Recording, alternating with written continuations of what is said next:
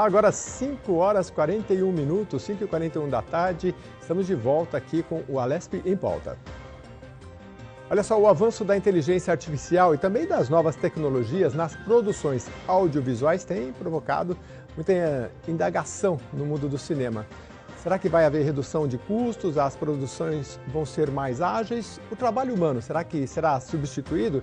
E a qualidade do que você assiste, como é que fica? Para responder essas e outras perguntas, eu converso agora, recebo o cineasta Marcelo Felipe Sampaio, já está aqui com a gente. Marcelo, obrigado por nos atender. Eu que agradeço. Ô Marcelo, eu estava vendo aqui o seu currículo aqui, porque você é cineasta, diretor e roteirista. Está mudando muita coisa aí nessa área toda aí que você atua aí com a inteligência artificial?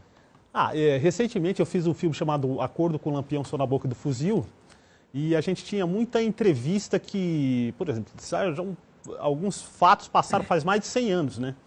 E algumas entrevistas tinha, sei lá, 30, 40, 50 anos atrás.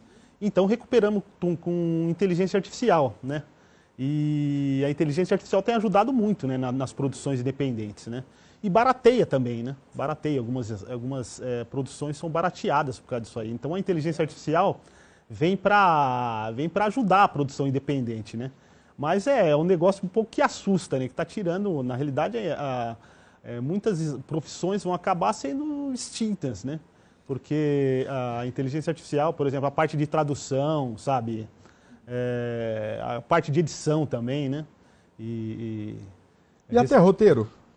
Roteiro sim, mas eu sempre brinco com meus amigos, nada substitui o olho do peão, sabe? Sim. Então a sensibilidade humana, a inteligência artificial só é inteligente por causa do ser humano, né? Então, por exemplo, esses dias eu estava fazendo uma edição de um filme que eu fiz, de um show, né? E eu comecei a fazer por inteligência artificial, a montagem. Começou a ficar aquela coisa fria, sabe? Aquela coisa robotizada, automatizada. Eu falei, cara, tira a inteligência artificial, vou no olho humano mesmo, que o olho do diretor e do montador, eu acho que ainda está superior à inteligência, né? Porque eu percebo assim que justamente o que você falou, sensibilidade, né? Ela não entende muito humor, né? Para você ela fazer uma brincadeira é difícil, né? Porque aquilo é o quê? O retrato do que ela tem.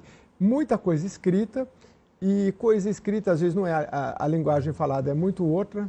Então, quando você tenta colocar sensibilidade, humor, que é o que o cinema tem, aí falha, né? No roteiro, né? É complicado. Mas tem muitas outras áreas que, por exemplo, tradução, que você falou, né? Agora, tem coisa boa também, porque, por exemplo, a legenda, acho que fica mais rápida, né? Sim, acho que para vídeo curto, acho que funciona bastante, sabe? Mas, por exemplo, para fazer um filme...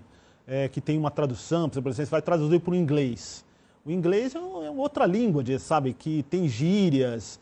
Eu fazendo o filme do Lampião lá, o cara fala, cabra da peste. Como que a gente vai traduzir cabra da peste? O que é inteligência? O que é inteligência artificial, né, vai entender como colocar cabra da peste? Então precisa ter um tradutor, uma pessoa que transfira a nossa língua para o inglês, né?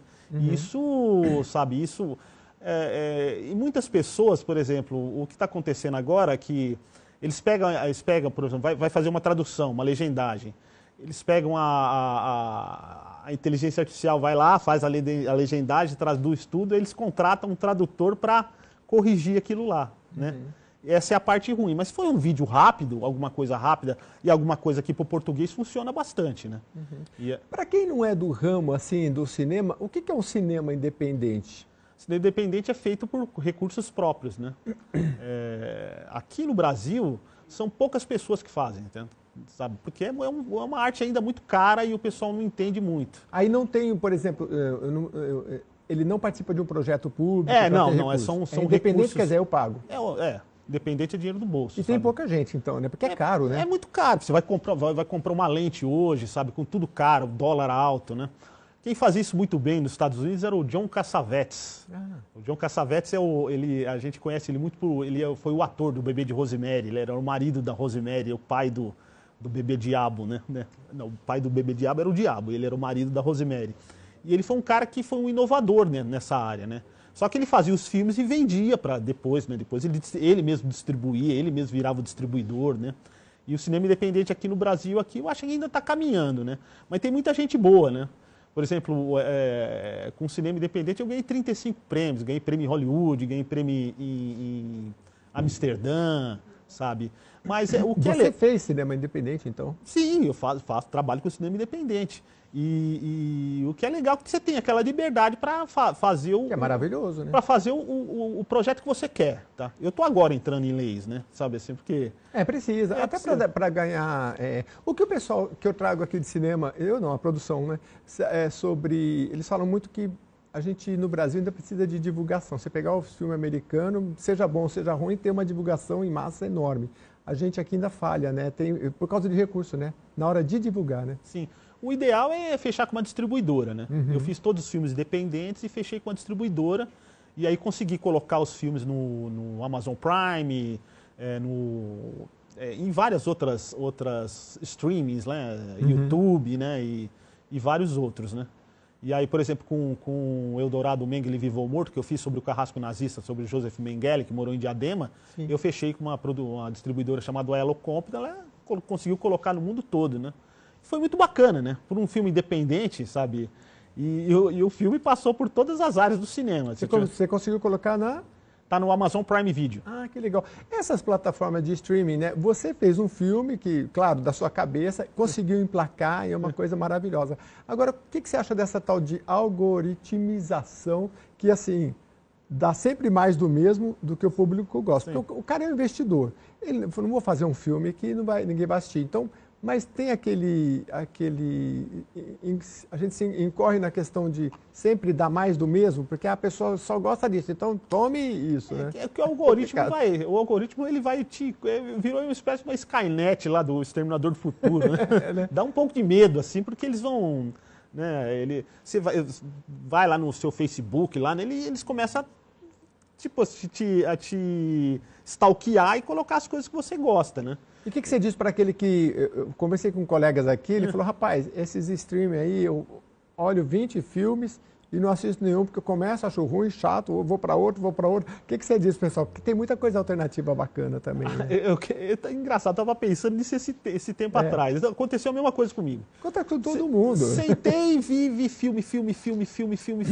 E acabei não assistindo nenhum. Eu lembro da minha época que tinha... uns 40, eu tô com 52, vou fazer 52. Né? Mazzaropi? Não, foi muito longe. Não precisa tanto.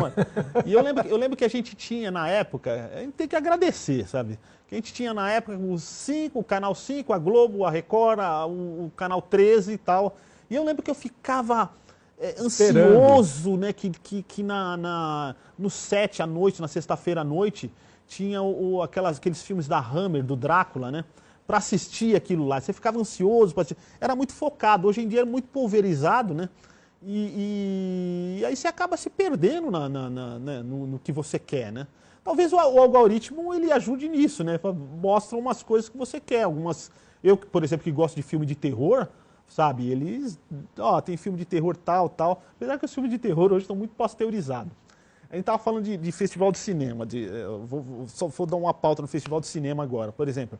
Eu fui curador de um festival de cinema e aí eu tive que assistir 50 filmes, né? E, cara, o que eu acho estranho, assim, é que os filmes que tinham dinheiro não eram tão legais. Os filmes independentes eram os filmes mais legais, sabe? Que talvez hoje o pessoal tenha pautado nessa coisa de você, sei lá, entrar no edital, porque você, ele adapta a sua ideia ao edital, né? Por exemplo, eu fiz o filme que eu quis, a história que eu gostaria de contar, né? E muita gente está adaptando a ideia, precisa de filme tal, filme que para o público tal, né? E eu achei estranho, assim, eu falei, os filmes que tinha dinheiro, os filmes chatos e os filmes independentes, do filme legal. Nós temos uma jornalista aqui, a Nilma, ela me mostrou uma vez, ela tem eu não sei se é um curta, mas é uma graça o que ela fez, mas enfim, precisa de recurso e tal. Tem muita gente que produz independente, mas acaba que ninguém vê, né? Porque não vai para frente, não tem recurso, você né? precisa de dinheiro para divulgar. Por exemplo, os festivais de cinema. Os grandes festivais de cinema são todos pagos.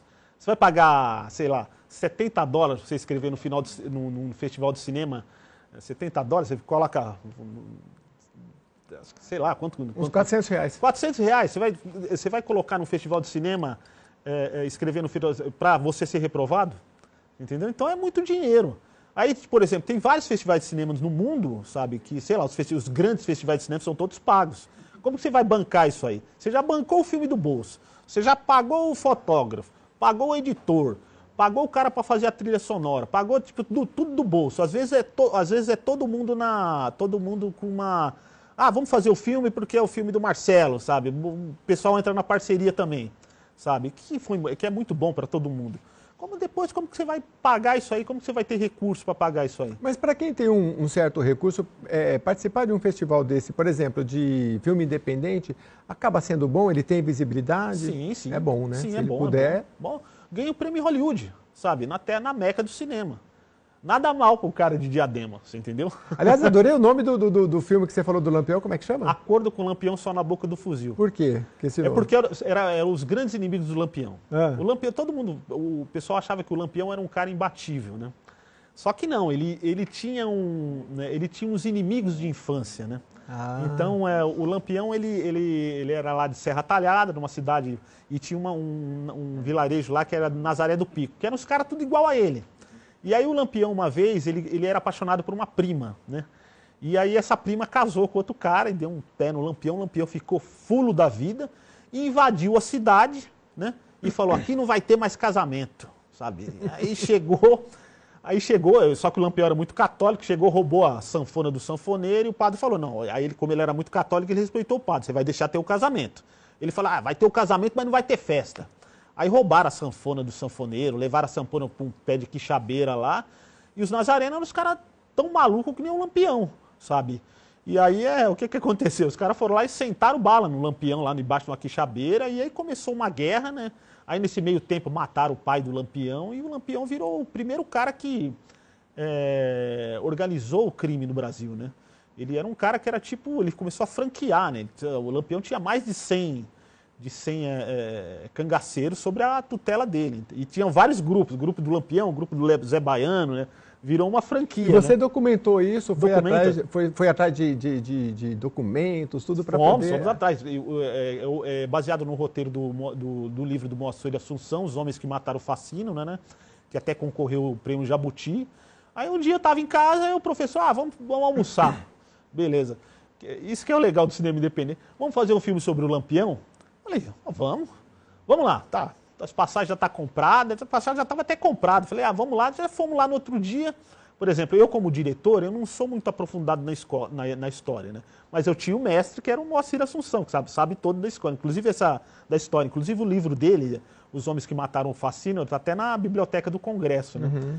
Vamos lá, filmamos todo mundo, gravamos, sabe? E é que é legal, tipo, e esse filme me transformou em nordestino, entendeu? Porque eu sou um cara paulista, só que minha família inteira é do Nordeste, eu nunca tinha ido pra lá. E eu sou um cara do rock and roll, sabe? Sempre sou músico e tal, né? Inclusive quem fez a trilha do filme foi o Lúcio Maia, o grande guitarrista do Chico Science Nação Zumbi. E aí cheguei lá e acabei descobrindo que a minha família tinha construído a estátua do Padre Cícero lá em Juazeiro do Norte. Que bacana. Você sabe que eu tive... Como é que chama aquela cidade? Hollywood Nordestina. Você deve conhecer lá, na Paraíba.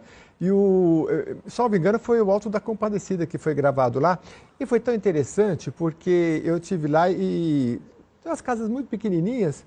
E aí, conversando com o povo lá, falei assim, Matheus Nastergalli sentava aqui e me pediu um cafezinho, daí a gente conversava, aquele povo simples. Sim. E assim, eu vi como que aquilo transformou a cidade, né? Porque a gravação, ela tem toda aquela magia, né? Sim, de quando chega agrega tudo, um monte de gente. O povo quer participar. Aqui no Ibirapuera, quando eu frequentava muito, então tinha gravações, aquilo é maravilhoso, né? Porque só de estar ali o pessoal já gosta de acompanhar, é muito bacana, né? E lá o tempo não passou. Onde você aponta da foto. Por exemplo, a gente foi na casa original do pai do Lampião. Cara, tá tudo no chão, né? Tipo, e algumas casas, por exemplo, a gente ficou na casa de um dos nazarenos, que é os inimigos lá do Lampião, né? Que depois viraram volantes. Aí eu tava vendo as casas todas abertas e eu falei, não, essa casa tem 100 anos, né?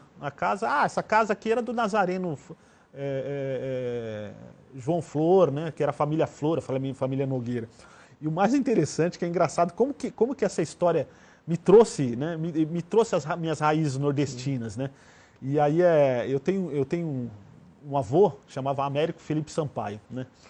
E eu gosto muito eu sou historiador, cineasta, eu adoro andar em cemitério, né? Minha esposa, é um negócio meio esquisito, mas minha esposa fala, ó, você tem muita história ali, né? Ela fala assim, você tem muita energia cósmica, mas você precisa da energia telúrica, aquela energia que vem do cemitério, né?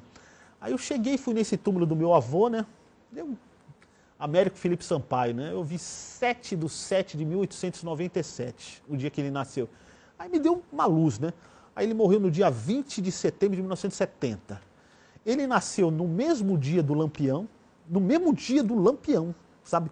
E morreu no mesmo dia que do Jimi Hendrix. Poxa, que legal, né?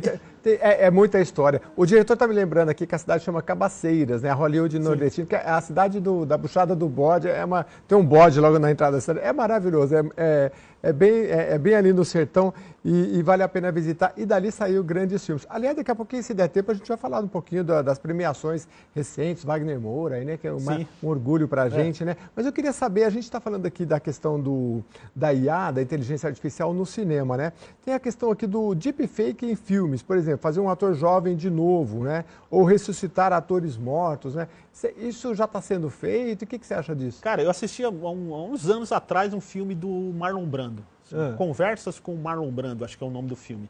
Na época, eles já tinham escaneado o rosto dele, né?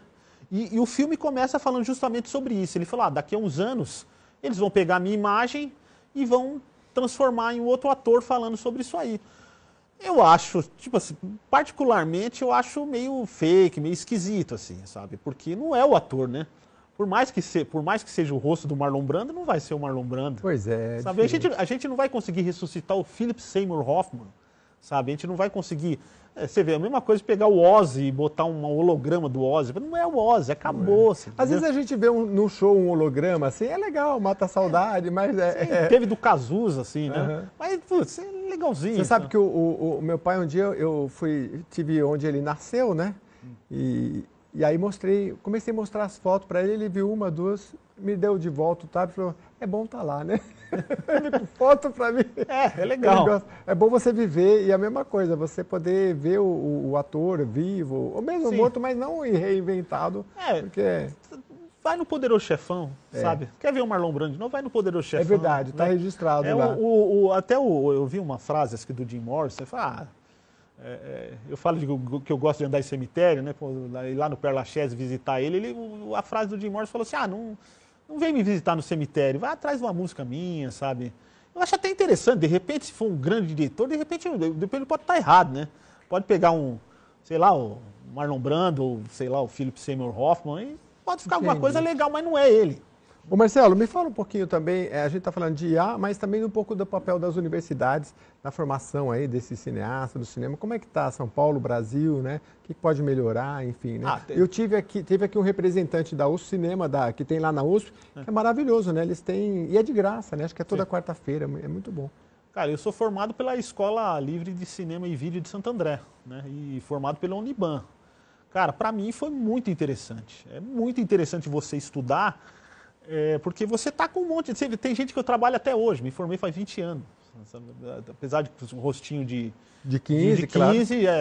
Faz 20 anos, eu trabalho com esse pessoal até hoje. E lá, por exemplo, na Escola Livre de Santo André, vários cineastas aí que está despontando aí, fizeram vários filmes bons. Assim, tem que começar cedo ou não precisa? Cara, eu vim da música, né? Sabe? Então eu fiquei durante muitos anos como músico, sabe? Toca o quê? Sou contrabaixista. Legal. Contrabaixista. E aí, da música, teve um tempo atrás, eu montei uma banda que tinha uma videoexposição no fundo do palco e a gente começava a fazer a trilha ao vivo para essas músicas, para esses filmes que passavam no fundo. Fez um sucesso grande na época, mas depois, daqui a pouco, o que era o lado B virou o lado A. Aí o lado A virou o lado B, né? Então hoje eu também componho as trilhas sonoras para os meus filmes, né? E a IA também ajuda nisso. A IA também ajuda. Então Que bacana. Ô, Marcelo, fala para mim tem coletivo de audiovisual também? Você tem visto isso? Tem. Ou é um trabalho muito paralelo, às vezes falta recurso? Funciona? Funciona. Até tipo assim, que A minha praia, eu não participo. O meu coletivo são o pessoal da minha equipe, você entendeu? Mas tem muito coletivo no ABC, lá em Diadema, tem bastante lá que funciona. Que bacana, dá para participar. Tem uma outra pergunta aqui, falta só 3 minutinhos, eu quero aproveitar o máximo aqui. Produção feminina e negra, tem crescido? Tem crescido. Tem bastante gente que faz esse tipo de... E tem festival de cinema negro, festival de cinema LGBT, sabe? Então tem crescido bastante, né? E tem uns filmes maravilhosos, aquele 12 anos de escravidão, sabe? Que é um filme gringo, né? Legal. Deixa eu terminar aqui para falar um pouco das celebrações que a gente tem aqui. Olha, deixa eu ver aqui. Wagner Moura em Cannes, melhor ator por O Agente Secreto, né? Isso aí é mais recente. E também a melhor direção para Kleber Mendonça, filho, sim, né? Também. Claro, as nossas conquistas também um pouco mais distante, mas ainda bem próximo. Aí o filme brasileiro que recebeu o Oscar de melhor filme internacional, né? Com Walter Salles. Walter Salles também, que ganhou o prêmio. Ainda estou aqui, maravilhoso filme. Ainda estou aqui. 5 milhões de visualizações, né? Uma coisa maravilhosa, sim, né? Ou seja, dá para a gente ficar animado, né? Sim, com certeza. Só que é o seguinte, ainda falta muito. Tem 2 lugares no mundo onde tem mercado de cinema, sabe? Que é na Índia e nos Estados Unidos. É mesmo? Na Índia e nos Estados Unidos. O Brasil precisa virar um mercado de cinema, você entendeu? Então, porque eu vejo muitos cineastas, fora os consagrados, tá? O Walter Salles já é consagrado, já está lá fora. Então, eu vejo muitos cineastas que fazem outras coisas, você entendeu? Um é corretor de imóveis e cineasta, você entendeu? Tem um lá em Diadema que é pedreiro e cineasta. Então, a gente tem que pegar essa galera que está fazendo filme e tem que jogar no mainstream. A gente tem que virar mainstream, porque nosso cinema é tão bom quanto o cinema hollywoodiano, sabe? Tão bom quanto o cinema argentino. Se você pegar o streaming aí, está produzindo muito não sei, vejo muita coisa em espanhol produzido, não sei se é na Espanha, mas na língua espanhola. Tem muita coisa, né? Não, produzindo. Se é México, enfim. Está produzindo no mundo todo, né? sabe? Porque é mais barato também. É mais barato. E o Brasil pode se beneficiar também, né? Sim, mas por exemplo, a gente precisa também trazer o pessoal mais para o cinema. Eu fui assistir Homem com H, tava eu, minha esposa, mais 3, 4 gato pingado lá, muito pouca gente. Meu filho foi assistir Minecraft. Esses dias eu fui no cinema, o pessoal alugamos espaço também para festa, não sei o que. Não pode. Lugar de cinema foi quando eu fui assistir o Predador. Eu decidi cineasta, o pessoal da escola de cinema tira uma onda com a minha cara, né? O pessoal gosta de Godard, cinema francês, não sei o que, isso e aquilo. Ele falou, como que você teve vontade de assistir cinema? Foi quando eu fui assistir o Predador em junho de 98, Predador de Schwarzenegger, né? Em junho de 88. Eu falei, cara, eu queria estar nessa produção. Eu citei o Mazzaropi, mas eu vi, estudando um pouco, eu vi um documentário do Mazzaropi, ali no centro de São Paulo, que tinha aquele cinema...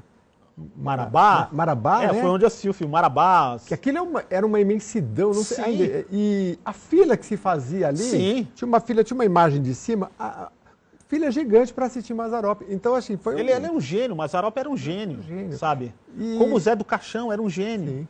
Sabe, o Zé do Caixão era um gênio. Fazia cinema, arrumava umas namoradas, fazia pessoal para bancar o filme dele, ia lá na USP. Mas mesmo com toda essa tecnologia, precisa de câmeras especiais ainda, não tem como você... Mas senão fica uma coisa muito caseira também, né? Iluminação também é uma coisa que não dá para fazer cinema sem luz, e aí você começa a agregar mais equipamentos, vai ficando mais caro. No meu filme do Eldorado, do Mengele, que eu fiz, que está na Amazon Prime, cara, tinha imagem em VHS, sabe? Isso também, você pegar uma imagem antiga, sabe, e você pegar uma inteligência artificial e você melhorar aquela imagem, isso também funciona. Aí está o lado positivo da inteligência artificial, sabe, então mas hoje é tudo 4K. Eu estou fazendo um filme novo agora, eu estou fazendo em 1080, sabe, mas é o que eu tinha para fazer. Já fala do filme, já, rapidinho que dá tempo aí. Qual o que você está fazendo agora? O que eu estou fazendo é um chamado... eu não sei se eu posso... Vamos falar, chama O Assassino Caminha Entre Nós. Né? Isso é bravo, hein? Que é sobre a história do Gabriel Waldman, né? Que é um judeu que namorou a filha de um nazista, trabalhando na Volkswagen. É longa? É um longa. Eu estou fazendo também São Paulo Deve Ser Destruída, né? Sobre a Revolução de 1924 com o professor Moacir Assunção. Você sabe que eu estava te falando, né? O documentário nosso aqui da Lesp de 1932 já está batendo 200 mil visualizações. foi um sucesso e mostra o interesse das pessoas, né? Você fala, poxa, sobre a Revolução Paulista, né? Então é muito orgulho para a gente e para você também que está batendo esses recordes aí. Obrigado, viu? Eu que agradeço, eu que agradeço. Venha mais vezes, porque cinema e cultura aqui a gente quer falar muito e atualizar a gente sobre as novidades, tá bom? Me chama que eu vou. Já está aqui. Muito obrigado pela sua participação. A Alesp em Pauta vai ficando por aqui. Obrigado pela sua companhia. Rede Alesp sempre a serviço do cidadão. Trabalho do Parlamento Paulista ao seu alcance. Até a próxima edição.